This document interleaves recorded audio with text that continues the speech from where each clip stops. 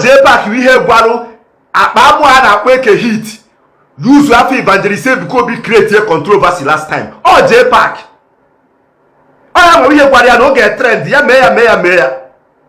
Those of you Southeast native doctors na bankoru Jpac should stop giving him all those small change in emi aka one ezuzu.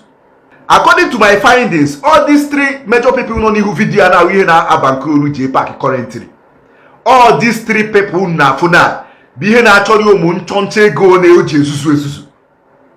Ama bihe una unu nwa ndị native doctor or ndị whatever na Southeast native Igbo afro we ha na ya achọ peace cannot contribute money we nye Jpac ka oje bido ahịa.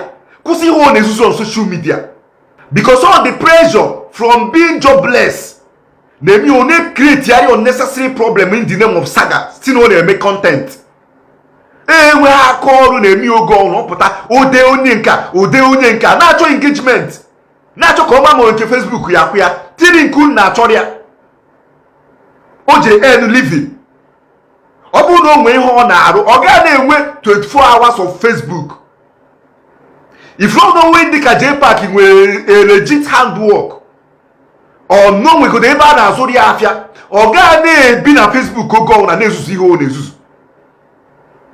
Ihe ọ na-eme akwụkwọ content, ihe ọ na-eme akwụkwọ blogging. I don't even know where to place him. He is the one of the main people that create big problem na Ndi Igbo. With all these things ọ na-ezuzu.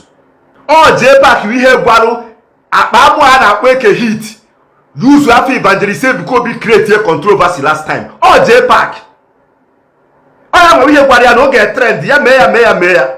With other things in na no dey create on this social media space. Then o na-eme asi no content ka o na-eme.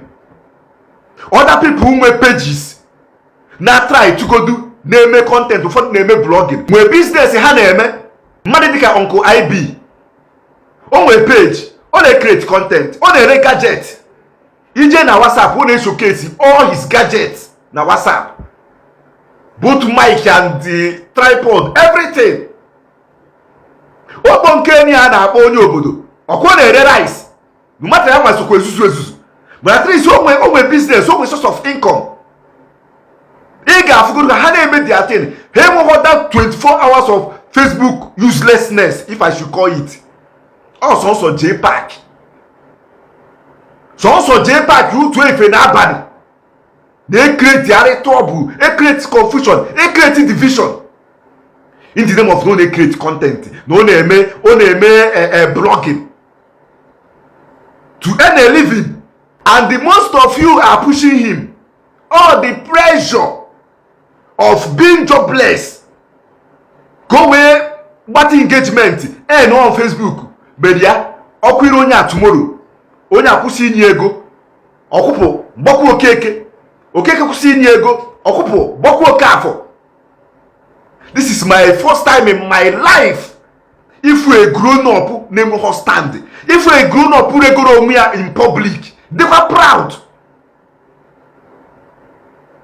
Okay, actually, I want to check go meroji. Bury anywhere better face. Rain here. I bet you that even though no nesuzu, oye to this extent. Oburu na Jpac bụ enwe aka ọrụ, ọ gaghị eme ya to this extent. Kedu onye ị ga-agakwu now as far as that is concerned, ị ga-agwa gị good thing about Jpac. Now hono saboko. I know how many months I spent over there at the east before me travel here. Kedu ndị niile ọ na-efi na ha na hakwu na-ezuzu ihe niile ha na ha na-ezuzu. Onye nke kpọkwa gị ọ sị gị nka especially the time ha bido fu ya na self ministry.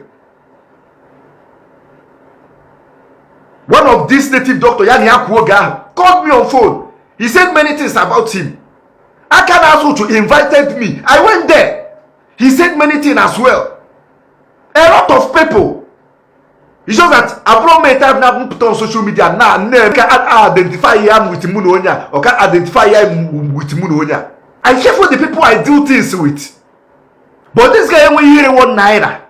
Here they we are no followers. Get followers here. How many thousand followers here? They have people like Untouchable. They have others.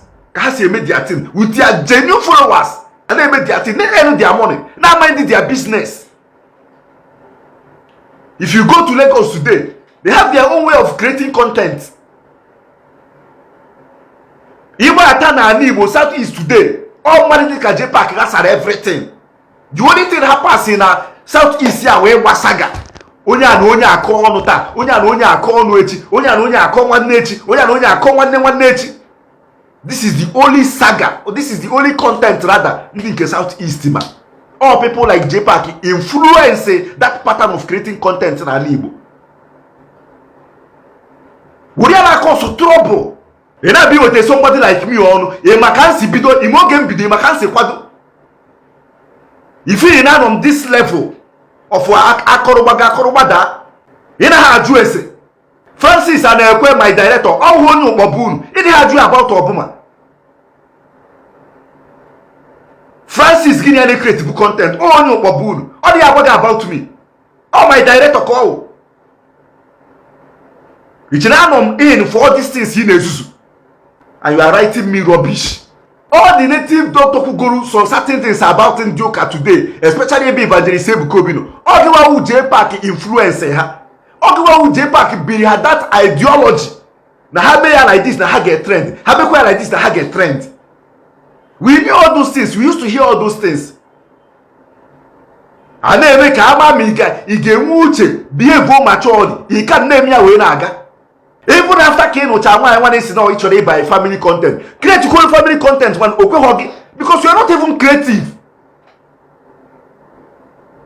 Create your family content one potana saga. A try a may obey a map. Because you are not creative, you don't know how to go about it. Because nothing is in here. A more charge on saga they create unnecessary nuisance. Oh, to say on this, zero members this, one nature zero member this, one nature zero member this. The same people that used to feed you. That's the only thing I want to tell you right now. And whenever you want to write to me, they are with sense. And they let me as if they won't care, because when you take it from me. How could they feel that people na foot gas when they make us? Or what they hear? Like the worthless in terms of facing that man regarding or whatever connection with you or anything. You don't even reach.